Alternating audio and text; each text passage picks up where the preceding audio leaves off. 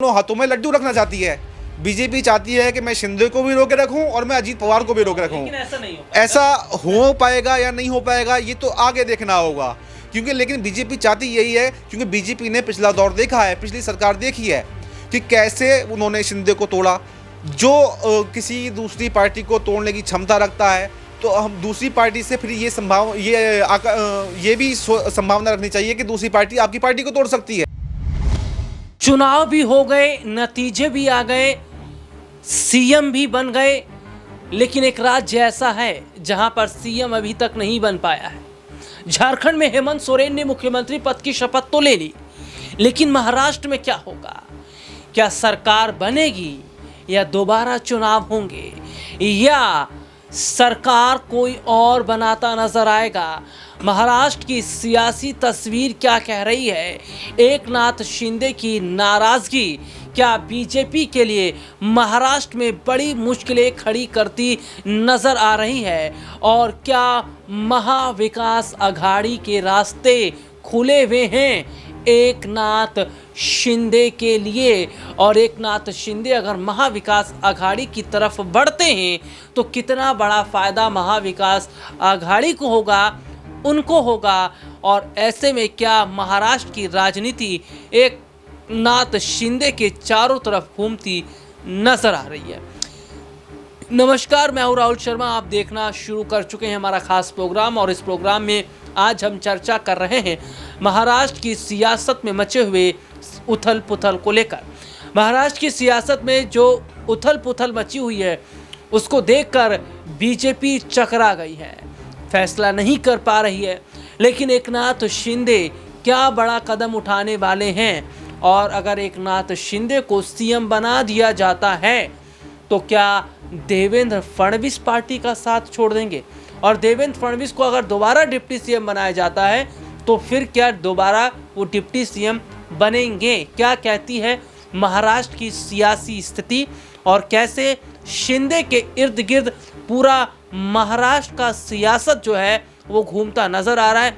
इन्हीं मुद्दों पर आज हम बात करेंगे, और बातचीत करने के लिए हमारे साथ हमारे खास सहयोगी अब्बास मौजूद हैं। बहुत बहुत स्वागत है अब्बास इस प्रोग्राम में आपका। अब्बास, महाराष्ट्र की राजनीति को अगर हम देखिए कुछ वक्त पहले या कुछ साल पहले अगर हम बात करें तो एकनाथ शिंदे ही वो शख्स थे जो चर्चाओं का विषय बन गए थे, क्योंकि रातों रात उद्धव ठाकरे को धोखा देकर तमाम विधायकों को लेकर वो बीजेपी की तरफ चले गए और बीजेपी ने उन्हें सीएम बना दिया। और उसके ठीक बाद अब जो तस्वीरें देखी जा रही हैं वो भी तस्वीरें यही हैं कि शिंदे के इर्द गिर्द पूरी सियासत जो है वो घूमती नज़र आ रही है। और यहाँ पर ये देखा जा रहा है कि एकनाथ शिंदे जो हैं वो सीधे तौर पर बीजेपी के लिए गले की फांस बन चुके हैं, क्योंकि बीजेपी ना निकाल पा रही है ना फिर अंदर ले पा रही है। और ऐसे में मैं अगर बात करूं कि अगर एकनाथ शिंदे को सीएम बनाया जाता है तो देवेंद्र फडणवीस डिप्टी सीएम बनने के लिए तैयार हैं, और बीजेपी आखिरकार क्यों सीएम चेहरे के लिए देवेंद्र फडणवीस पर जोर दे रही है, जबकि देवेंद्र फडणवीस पहले सीएम रह चुके हैं? और बीजेपी इस बात को जानती है कि उनके सीएम रहते हुए महाराष्ट्र में भारतीय जनता पार्टी को उतना फायदा नहीं हुआ था, जिस वजह से उन्हें उद्धव ठाकरे के साथ में गठबंधन करना पड़ा। यानी उस वक्त जब शिवसेना एक थी तब गठबंधन करना पड़ा। तो क्यों इतना विश्वास वो जता रहे हैं देवेंद्र फडणवीस पर, और उतना वो भरोसा एकनाथ शिंदे पर नहीं कर पा रहे? देखिए, एकनाथ शिंदे जो हैं उनकी पार्टी के सदस्य नहीं हैं, वो एक अलग पार्टी उनकी पार्टी है, तो इसलिए उन पर तो इतना भरोसा नहीं कर सकते। लेकिन अपनी पार्टी के क्योंकि नेता हैं देवेंद्र फडणवीस, तो उन पर भरोसा जताया जा सकता है। हालांकि ये बीजेपी का अपना आंतरिक मामला है कि उनको क्या करना चाहिए। इसमें कुछ उलटफेर भी हो सकते हैं। आने वाले समय में देखा जा सकता है कि देवेंद्र फडणवीस को मुख्यमंत्री न बनाकर कोई नया चेहरा भी सामने लाया जा सकता है। इस पर चर्चा अभी चल रही है। लेकिन अभी तक की अगर बात करें तो देवेंद्र फडणवीस ही सबसे बड़े मुख्यमंत्री पद के दावेदार हैं। लेकिन एकनाथ शिंदे कहीं ना कहीं उनकी राह में अड़चने पैदा कर रहे हैं। एकनाथ शिंदे जो हैं सीएम पद से कम पर तैयार होने को तैयार नहीं है। एकनाथ शिंदे ने अपनी स्थिति साफ जाहिर कर दी है, या तो मुझे मुख्यमंत्री पद दिया जाए या फिर जो अहम मंत्रालय हैं जिनकी मैं मांग कर रहा हूं वो मंत्रालय मुझे दिए जाएं। ऐसे में बीजेपी जो है ये कहीं ना कहीं हजम नहीं कर पा रही है कि हम महाराष्ट्र की सबसे बड़ी पार्टी हैं, हमने चुनाव में अच्छा प्रदर्शन किया है, हम 132 सीटें लेकर के आए हैं 288 में से, बहुमत के मात्र कुछ ही सीटें दूर रह गए हैं हम सबसे बड़ा दल है महाराष्ट्र में, तो मुख्यमंत्री हमारा होना चाहिए। लेकिन एकनाथ शिंदे उनकी बात मानने को तैयार नहीं है, क्योंकि एकनाथ शिंदे का कहना है कि पिछली बार भी अगर हम देखें तो एकनाथ शिंदे के पास कम विधायक थे, बीजेपी के पास ज़्यादा विधायक थे, लेकिन उनको मुख्यमंत्री बनाया गया। वहीं पर उनके नेता ये पहले भी ये दावा कर चुके हैं कि उधर आपने बिहार में नीतीश कुमार को मुख्यमंत्री बना रखा है, जबकि आपके पास ज़्यादा विधायक थे, तो बिहार मॉडल जो है वो महाराष्ट्र में भी लागू कर दिया जाए। लेकिन बीजेपी कहीं ना कहीं महाराष्ट्र, क्योंकि महाराष्ट्र की राजनीति अपने आप में एक चर्चा का विषय बनी रहती है, महाराष्ट्र की राजनीति बहुत अलग राजनीति होती है। अब्बास भाई, आप अपनी बात आगे जरूर रखिएगा। आपने शुरुआत में एक बात कही थी, उन्होंने कहा था कि जो एकनाथ शिंदे हैं वो दूसरी पार्टी से, उनकी जो पार्टी है वो शिवसेना, तो उन पर भरोसा नहीं कर सकते। तो मैं यहीं से फिर सवाल लेना चाहूँगा कि आपने 5 साल भरोसा किया ना, आपने 2.5 साल माफ कीजिए, आपने 2.5 साल भरोसा किया ना। जब आपने 2.5 साल भरोसा कर लिया और अब आप भरोसा नहीं कर रहे हैं, और अब आपका मैं अगर कहूँ तो देवेंद्र फडणवीस के लिए देखा जा रहा है सबसे ज़्यादा भरोसा, आखिर इनकी क्या वजह है? या बीजेपी नहीं चाहती है शिंदे को सीएम बनाना, या शिंदे के कार्यकाल में उतना बड़ा फ़ायदा उन्हें नहीं मिल पाया जितना उन्हें मिलना चाहिए था? जी बिल्कुल, आपने सही कहा कि शायद ऐसा हो सकता है, बीजेपी का यह मानना हो कि उनको शिंदे के कार्यकाल में उतना फ़ायदा नहीं मिल पाया जितना मिलना चाहिए था। कहीं ना कहीं शिंदे जो हैं, जब शिंदे भी अपनी मनपसंद के काम करते हैं, हालांकि सभी अपने मनपसंद के, जो मुख्यमंत्री होता है वो सर्वोच्च है। किसी भी राज्य में किसी भी बड़े फैसलों को करने के लिए मुख्यमंत्री का ही रुख करना पड़ता है, तो मुख्यमंत्री सर्वोच्च पद होता है। तो ऐसे में सर्वोच्च पद शिंदे के हाथ में था, तो कहीं ना कहीं शिंदे ने अपनी मनमानी भी शायद की हो, जिससे कि बीजेपी का जो विधायक दल है या जो बीजेपी का केंद्रीय नेतृत्व है वो कहीं ना कहीं उससे नाखुश होगा। अगर ऐसा नहीं, लेकिन बीजेपी की गलती यहाँ पर क्या रही कि चुनाव से पहले उन्होंने ये सब चीज़ें तय नहीं की। अगर चुनाव से पहले ये सब चीज़ें तय कर ली जाती कि अगला सीएम कौन बनने वाला है, तो आज ये स्थिति नहीं देखनी पड़ती। कहीं ना कहीं बीजेपी को ये अंदाज़ा नहीं था कि हम जो है बहुमत के आंकड़े से चूक जाएंगे। बीजेपी को ये अनुमान हो सकता है कि हम बहुमत का आंकड़ा छू लेंगे। अगर बीजेपी ने बहुमत का आंकड़ा छू लिया होता तो आज ये चीज़ें देखने को नहीं पड़ती। आज शिंदे के जो डिमांड बीजेपी से कर रहा है, शिंदे ये डिमांड भी शायद नहीं कर पाते। जी अब्बास, आप ये एक चीज़ मेरे मन में एक सवाल ये भी आया है कि यहाँ पर विश्वास की बात हो रही है, भरोसे की बात हो रही है।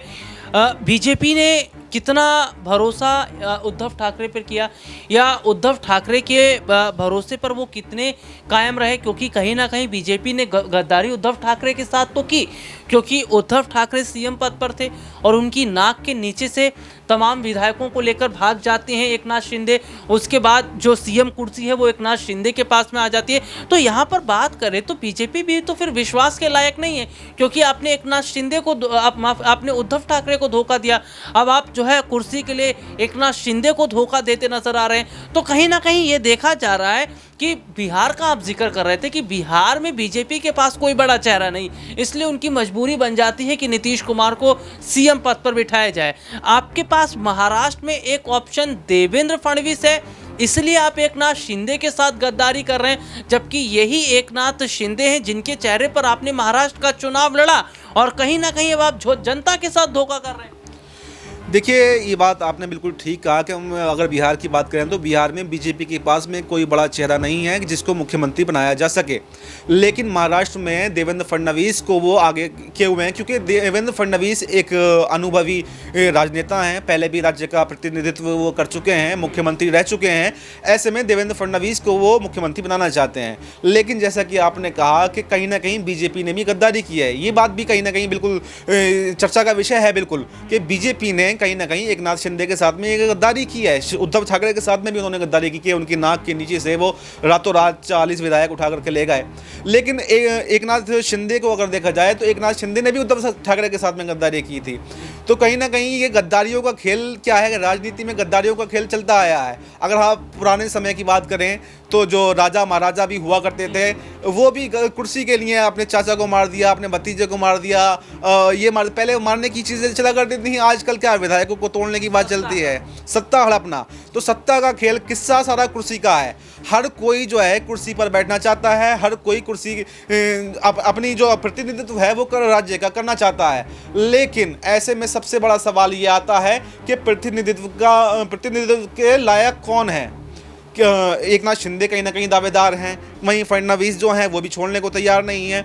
लेकिन अब आगे की राजनीति में क्या होगा ये तो एक देखने का विषय है। मैं एक आखिरी सवाल आपसे आभास लेना चाहूँगा कि एक कहावत कही जाती है कि अगर सुबह का बोला शाम को घर आए तो उसे भूला नहीं कहते, और मैं ये बात एकनाथ शिंदे के लिए कहता नज़र आ रहा हूँ क्योंकि उनकी चर्चाएं महाविकास आघाड़ी के साथ जाने की भी चल रही हैं। तो कितनी बड़ी संभावनाओं को आप देख रहे हैं कि अगर महाविकास आघाड़ी के साथ कोशिश करते हैं मिलने की या साथ हो जाते हैं तो कितना बड़ा फ़ायदा एकनाथ शिंदे को होगा, उद्धव ठाकरे को होता नज़र आएगा? देखिए, महाविकास आघाड़ी की अगर बात करें तो एकनाथ शिंदे को महाविकास आघाड़ी अपने पास ज़रूर घर वापसी की राय देखेगा। उद्धव ठाकरे अपनी सारी जो पुरानी बातें हैं उनको भुला चुके हैं और कहीं ना कहीं वो एकनाथ शिंदे अगर वापस जाते हैं तो उनका स्वागत, खुले दिल से उनका स्वागत करेंगे। और एकनाथ शिंदे के लिए यहाँ पर एक अच्छी जो कहना चाहें अच्छी संभावना हो सकती है। एकनाथ शिंदे अगर महाविकास आघाड़ी में जाते हैं तो मुख्यमंत्री पद मिल सकता है, लेकिन एकनाथ शिंदे सिर्फ अकेले अगर जाते हैं तो कहीं ना कहीं सरकार बनाने में कामयाब नहीं होते हैं। ऐसे में अजीत पवार का भी अहम रोल हो सकता है। अगर शिंदे अकेले महाविकास आघाड़ी के पास में जाते हैं तो शिंदे महाविकास आघाड़ी के पास में मात्र 50 सीटें के आसपास हैं और वहीं पर 55-56 सीटें जो हैं शिंदे के आसपास हैं, तो बहुमत तब भी नहीं हो पाता है, मतलब सरकार नहीं बन पाती है। लेकिन अगर इनमें अजीत पवार को जोड़ दिया जाए तो इनका बहुमत बन जाता है। लेकिन अब ये देखना होगा कि महाविकास आघाड़ी इसमें अगर शिंदे को सीएम बना देते हैं तो वहीं अजीत पवार को क्या बनाएंगे, और अजीत पवार अगर नहीं आते हैं तो शिंदे का महाविकास आघाड़ी में जाना बेकार है। भाई अगर विपक्ष में बैठेंगे तो उससे कोई फ़ायदा नहीं है। तो ऐसे में कहीं ना कहीं संभावना ये है कि जो उद्धव ठाकरे हैं या कांग्रेस है या शरद पवार है वो शिंदे को स्वागत करने के लिए तैयार बैठे हुए हैं, और कहीं ना कहीं ऐसा हो भी सकता है कि उनको कुछ ऑफ़र दिया गया हो, सीएम पद का ऑफ़र दिया गया हो। लेकिन इसमें सबकी निगाहें जो टिकी हुई हैं वो अजीत पवार की तरफ टिकी हुई हैं, और बीजेपी को यही परेशान कर रहा है। शिंदे ने तो अपना रुख साफ कर दिया है कि मुझे आप सीएम नहीं बनाएंगे तो मैं आपके साथ में रुकने वाला नहीं हूँ। लेकिन अजीत पवार की तरफ सबकी निगाहें हैं, क्योंकि बीजेपी भी कहीं ना कहीं अजीत पवार के ऊपर उतना भरोसा नहीं कर सकती जितना भरोसा वो शिंदे के ऊपर कर रहे हैं। क्योंकि अगर मान लीजिए अगर शिंदे छोड़ करके चले जाते हैं और अजीत पवार बीजेपी के साथ में सरकार बना लेते हैं, लेकिन कब चाचा भतीजे की जोड़ी पर फिर से पलटी मार दे इसका कुछ भरोसा नहीं है। फिर अजीत पवार अगर महाविकास आघाड़ी के साथ में जाते हैं तो फिर सरकार जो है महाविकास आघाड़ी की बन जाएगी। तो ऐसे में बीजेपी अपने दोनों हाथों में लड्डू रखना चाहती है। बीजेपी चाहती है कि मैं शिंदे को भी रोके रखूं और मैं अजीत पवार को भी रोके रखूं। ऐसा हो पाएगा या नहीं हो पाएगा ये तो आगे देखना होगा, क्योंकि लेकिन बीजेपी चाहती यही है, क्योंकि बीजेपी ने पिछला दौर देखा है, पिछली सरकार देखी है कि कैसे उन्होंने शिंदे को तोड़ा। जो किसी दूसरी पार्टी को तोड़ने की क्षमता रखता है तो हम दूसरी पार्टी से फिर ये भी संभावना रखनी चाहिए कि दूसरी पार्टी आपकी पार्टी को तोड़ सकती है। तो कहीं ना कहीं ये दोनों ही लोग जो हैं, अगर हम बात करें कि एनसीपी के अजीत पवार और शिंदे गुट के एकनाथ शिंदे शिवसेना गुट के, दोनों ही ये महाविकास आघाड़ी के सदस्य हुआ करते थे, पिछली सरकार में उसके साथ में थे। लेकिन ये दोनों लोग इधर की सरकार में आ गए, तो जब ये इधर आ सकते हैं तो बीजेपी को ये आशंका है ये उधर भी जा सकते हैं। तो ऐसे में बीजेपी कहीं ना कहीं डरती हुई भी नजर आ रही है। ऐसे में अब बीजेपी के पास भी कहीं ना कहीं कुछ ऑप्शन नहीं बच रहे हैं। बीजेपी के पास यही ऑप्शन है, या तो वो शिंदे की शर्तों को माने या फिर जो है कि उनके हाथ में से सत्ता जा सकती है। ये भी वो कहीं ना कहीं ऑप्शन देख रहे हैं। बहुत बहुत शुक्रिया आपका। और देखिए, बीजेपी दोनों हाथ में लड्डू रखना चाहती है, अजीत पवार और शिंदे दोनों को अपने साथ रखना चाहती है, लेकिन ऐसा नहीं हो पाएगा। ऐसा तो तभी होगा जब शिंदे की शर्तों को माना जाएगा और अजीत पवार की शर्तों को माना जाएगा। तो फिर देवेंद्र फडणवीस का क्या रोल रहेगा, इस मुद्दे पर आपकी क्या राय कमेंट करके ज़रूर बताइए। फिलहाल आज के इस प्रोग्राम में इतना ही। मुझे और मेरे सहयोगी को इजाज़त दीजिए। नमस्कार।